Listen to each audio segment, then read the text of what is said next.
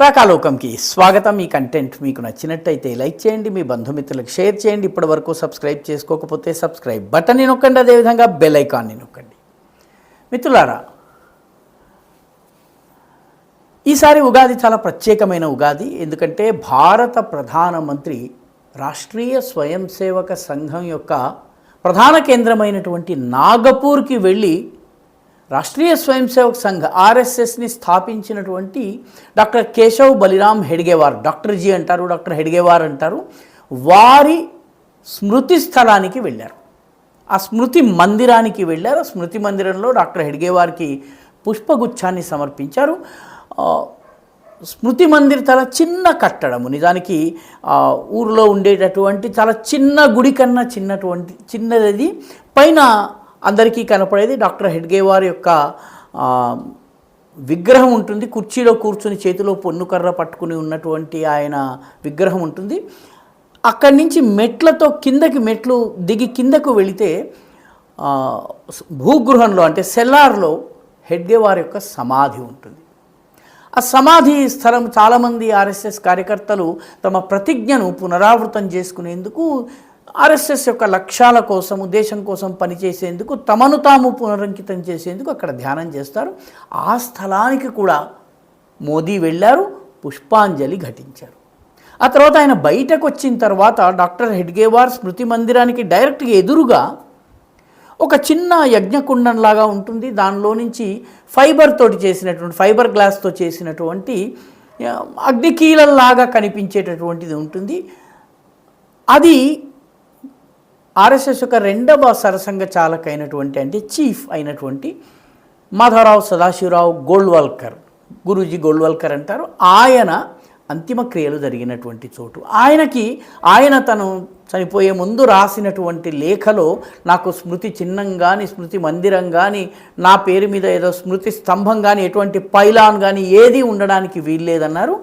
ఆయన అంత్యక్రియలు జరిగిన చోటుని పవిత్రంగా భావించి ఆ ప్రాంతంలో మాత్రము ఒక యజ్ఞకుండం లాంటి కట్టడం ఉంటుంది, చిన్న కట్టడం ఉంటుంది. నిజానికి దాన్ని స్మృతి మందిరం అని కూడా అనలేము, స్మృతి చిహ్నమని కూడా అనలేము. అక్కడి నుంచి యజ్ఞకీలలు ఉన్నట్టుగా ఫైబర్ గ్లాస్ తోటి చేసినవి ఉంటాయి. రాత్రిపూట లైటింగ్లో దూరం నుంచి చూస్తే అక్కడ ఏదో యజ్ఞం జరుగుతోంది, యజ్ఞకీలలు అలా ఎగిసి పడుతున్నట్టుగా కనిపిస్తుంది. ఆ చిన్న స్మృతి చిహ్నం ఏదైతే ఉందో గురూజీకి సంబంధించినంతవరకు ఆయన అంతిమ క్రియలు జరిగినటువంటి ప్లేస్ ఏదైతే ఉందో అక్కడికి కూడాను ప్రధానమంత్రి నరేంద్ర మోదీ వెళ్ళారు. అక్కడ కూడా పుష్పాంజలి ఘటించి వచ్చారు. నరేంద్ర మోదీకి అది కొత్త ప్రదేశము ఖచ్చితంగా కాదు, ఎందుకంటే ఆయన జీవితంలో అనేక సంవత్సరాలు అక్కడికి వచ్చి ఉంటారు, అనేక కార్యక్రమాల్లో అక్కడ పాల్గొని ఉంటారు, అనేక రూపాల్లో డాక్టర్ హెడ్గేవార్ సమాధి ముందు కూర్చుని ధ్యానం కూడా చేసి ఉండవచ్చును. ఎందుకంటే నాగపూర్కి వెళ్ళినటువంటి కార్యకర్తలు స్మృతి మందిరాన్ని దర్శించకుండా రారు. స్మృతి మందిరానికి నరేంద్ర మోదీ రావడం నిజంగా కూడా ఒక చారిత్రకమైనటువంటి ఘట్టం. ఎందుకంటే మొట్టమొదటి నుంచి ఈ దేశంలో ఉన్నటువంటి ప్రభుత్వాలు ఆర్ఎస్ఎస్ని అంతం చేస్తామని ప్రతిజ్ఞ చేశాయి. ఒక ప్రధానమంత్రి అయితే ఆర్ఎస్ఎస్కి కాలు మోపేందుకు సూది మొనంత స్థలం కూడా నేను ఉండకుండా చేస్తాను, ఒకవేళ ఈ దేశంలో పోరాటం కష్టమైతే నేను విదేశానికి వెళ్ళి ఆ దేశం నుంచి ఆర్ఎస్ఎస్ మీద పోరాడతానని కూడాను ఒక ప్రధానమంత్రి, చాలా ఆవేశంగా మాట్లాడే ప్రధానమంత్రి ఆయన అంత మాట అనేసేశారు. గాంధీ హత్య సమయంలో ఆర్ఎస్ఎస్ పైన నిషేధం విధించారు. నిజానికి గాంధీ హత్యకి ఆర్ఎస్ఎస్కి సంబంధం లేదని తెలిసిన తరువాత కూడా ప్రభుత్వమే ఏర్పాటు చేసినటువంటి ఎంక్వైరీ కమిషన్ తన నివేదికలో స్పష్టంగా చెప్పిన తరువాత కూడా నిషేధాన్ని కొనసాగించారు. ఎందుకంటే ఈ సంస్థను ఎదగనివ్వకూడదని. ఆ సమయంలో అల్లరి మూకలు 1940లో డాక్టర్ హెడ్గేవార్ కోసం కట్టినటువంటి స్మృతి చిహ్నం ఏదైతే ఉందో దాన్ని బద్దలుగొట్టేశారు, పూర్తిగా విధ్వంసం చేశారు. 1948లో బ్యాన్ తొలగిన తరువాత,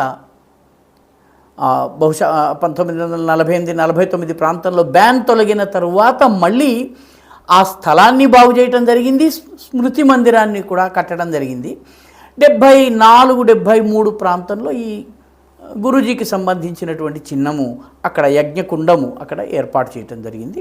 ఆ ప్రదేశం అంతా కూడాను ఆర్ఎస్ఎస్కి సంబంధించిన కార్యక్రమాలు, క్యాంప్స్, మిగతా ఖాళీ సమయాల్లో సేవా కార్యక్రమాలు, స్కూళ్ళు ఇవన్నీ నడుస్తాయి. మోదీ అక్కడికి వెళ్ళారు. ప్రభుత్వాలు ఆర్ఎస్ఎస్ పైన 3 సార్లు నిషేధాలు విధించాయి. నెహ్రూ గారి సమయంలో గాంధీ హత్య పేరిట ఒక నిషేధం వచ్చింది.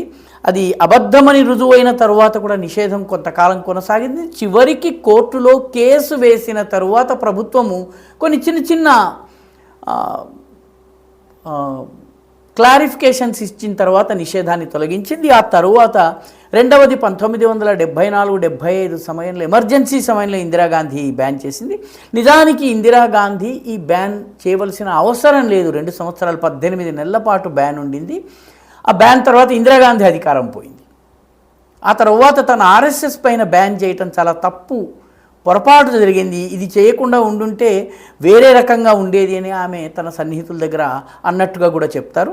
తర్వాత 3వసారి పివి నరసింహారావు బాబరీ కట్టడం కూలిన తరువాత డిసెంబర్ 9వ తారీఖు 1992న 3వసారి బ్యాన్ విధించారు. ఆ బ్యాన్ పెద్దగా పని చేయలేదు. ఎందుకంటే అప్పటికే సమాజంలో మార్పు వచ్చేసింది. సమాజము హైందవం వైపు రావడం ప్రారంభమైంది. హిందూ చైతన్యం పెరిగింది. మొత్తం మీద ఈ 3 నిబంధనలను, నిషేధాలను తట్టుకుని ఆర్ఎస్ఎస్ ఈరోజు ఏ స్థాయికి వచ్చిందంటే, ప్రధానమంత్రి ఆర్ఎస్ఎస్ దగ్గరికి వచ్చి, కార్యాలయానికి వచ్చి, లేదా ఆర్ఎస్ఎస్ యొక్క సంస్థాపకులైన డాక్టర్ హెడ్గేవార్ స్మృతి మందిరం దగ్గరికి రాగలుగుతున్నారు. స్మృతి మందిరంలో ఆయన వచ్చింది ఉగాది నాడు. ఉగాది డాక్టర్ హెడ్గేవార్ జయంతి కూడా.